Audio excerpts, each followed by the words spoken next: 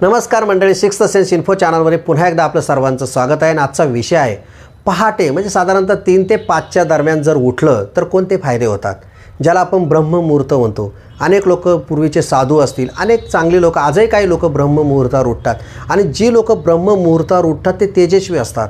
त्यांचे विचार, ते मन ह्या सगळ्या एकदम स्ट्रॉंग असतात, लक्षात घ्या। आणि मग पहाटे 3 ते 5 याच्या दरम्यान उठणारे जे लोक आहेत त्यांना कोणते संकेत मिळतात, ते कोणतं रहस्य आहे आणि त्यांना खरोखर असे रहस्य असतात का आणि त्यांना खरोखर त्याचा फायदा होतो का, आणि जर आपण पहाटे उठलो ब्रह्ममुहूर्तावर तर आपल्याला काय फायदा होईल याबद्दलचाच मित्रांनो आजचा व्हिडिओ आहे।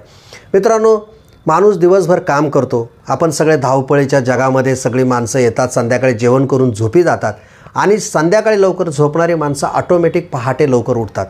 अनेक लोकांचं मनाचं घड्याळ असतं, अनेक लोकांना बेल लावावे लागतं उठण्यासाठी। परंतु मित्रांनो, ज्या माणसाचं माइंड जागृत आहे किंवा ज्याचा सिक्स्थ सेन्स जागृत आहे मित्रांनो, त्या माणसाला अजिबात बेल लावण्याची गरज नाही। झोपताना त्याने सांगितलं मला इतक्या वाजता उठायचं, तर तो माणूस बरोबर त्याला जाग येते, लक्षात घ्या। आणि मग जर का तुम्ही ब्रह्ममुहूर्तावर पहाटे जर उठला मित्रांनो, लक्षात घ्या, पहाटेचा गार वारा, ऑक्सिजनचा पुरवठा मोठ्या प्रमाणावर, आपलं सगळं शरीर, आपलं जीवन जर बघितलं असेल, ऑक्सिजन आपल्यासाठी किती महत्त्वाचं आहे लक्षात घ्या।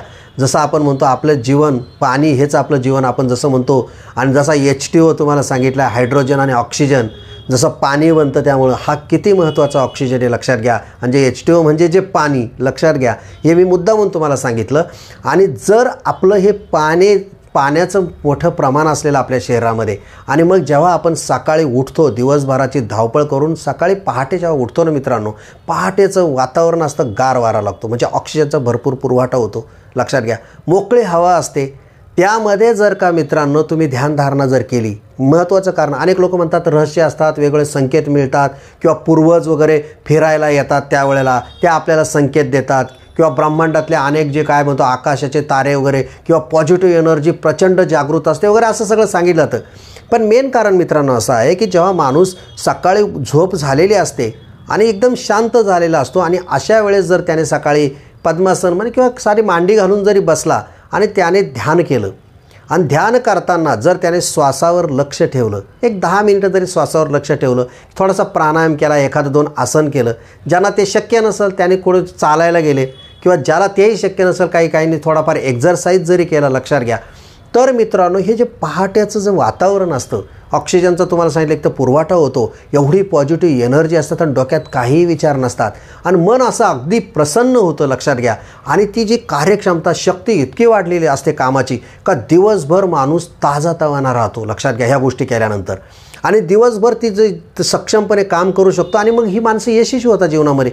मग ते कोणत्याही क्षेत्रातल्या त्यांना यश मिळतात, त्या लोकांना कंटाळा येत नाही, त्यांना झोप येत नाही, त्यांचा उत्साह टिकून राहतो, आणि अजून काय करू वगैरे। तुम्ही अनेक लोक जर बघितले असतील मोठमोठी, अनेक आपल्या क्षेत्रामध्ये पार बाबासाहेब आंबेडकरांपासून शिवाजी महाराज, आत्ताच्या काळात सुद्धा काही राजकारणी लोक आहेत, त्यांचा दिवस पहाटेपासून काही लोक रात्रभर जागे राहतात, लक्षात घ्या।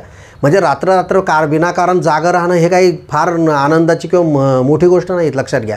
परंतु पहाटेचं 3 ते 5 या वेळात किमान उठणं, आणि त्या काळात थोडासा योगा किंवा ध्यानधारणा करणं, त्याच्यामुळे जी सकारात्मक ऊर्जा आपल्याला मिळत असते मित्रांनो, पॉझिटिव्ह ऊर्जा मिळत असते, आणि हेच रहस्य आहे का आपलं जीवन सुखी आणि एकदम आनंदी बनत असतं, लक्षात घ्या।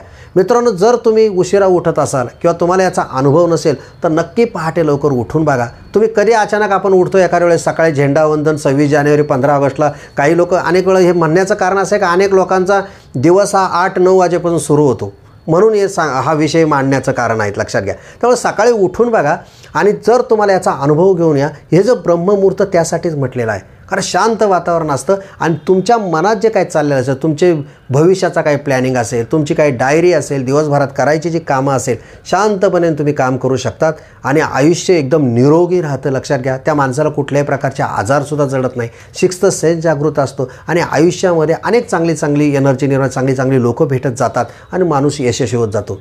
म्हणून मित्रांनो, तुम्ही जर ब्रह्ममुहूर्तावर उठत असाल तर तुम्हाला हे सगळे फायदे माहिती आहे। पण जी मंडळी कोणी पहाटे उठत नसेल, ब्रह्ममुहूर्ताचा त्यांनी अनुभव घेतला नसेल, त्यांनी जरूर सकाळी उठा, ध्यान करा, प्राणायाम करा, योगा करा, आणि त्याचा अनुभव नक्की घ्या, आणि आपलं जीवन सुखी आणि समाधानी करा।